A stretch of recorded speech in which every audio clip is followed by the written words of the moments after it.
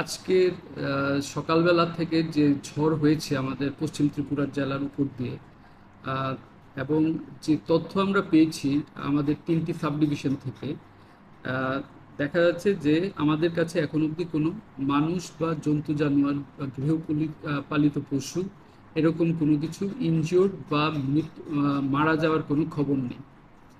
আর এখন অবধি যা হাউস ড্যামেজ হয়েছে তা মেইনলি পার্টলি ড্যামেজ হয়েছে।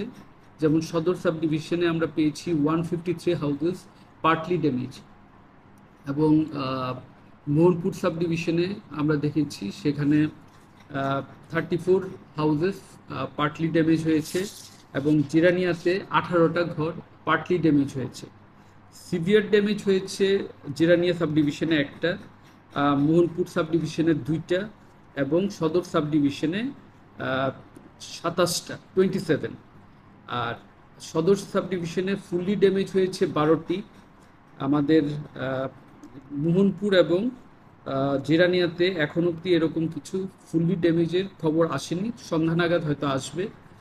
এবং সাব ডিভিশনে আমাদের তহসিলদার এবং অন্যান্য যারা ফিল্ড ফাংশনারিজরা আছেন, সবাই ফিল্ডে অ্যাসেসমেন্ট করছেন। ড্যামেজ আরও হয়তো সন্ধ্যা নাগাদ আরও উঠে আসবে। আর ডিসিএমরাও প্রতিনিয়ত খবরাখবর রাখছেন, এবং এসডিএমরা টোটালি টাচে আছেন ফিল্ডের সঙ্গে। আরেকটা হচ্ছে যে ব্রহ্মকুণ্ড সিমনা রোডে একটা গাছ পড়েছিল এবং রাস্তা ব্লকেট ছিল। আমাদের sub divisional disaster management team গিয়ে সেই গাছটিকে সরান, এবং এখন আবার গাড়ি চলাচল আবার পুনরায় চালু হয়েছে ওই রাস্তাটিতে। তো এখন অবধি এই আমাদের কাছে খবর।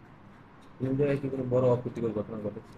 না, এরকম অপ্রীতিকর ঘটনা এখনো কিছু আমাদের কাছে নেই। সবাই বলেছেন মানে no injury in their subdivision, কিন্তু এখন কি কাজ চলছে? এখনো অ্যাসেসমেন্ট চলছে। মোটামুটি আনুমানিক কত বিদ্যুৎ পাওয়া গেছে?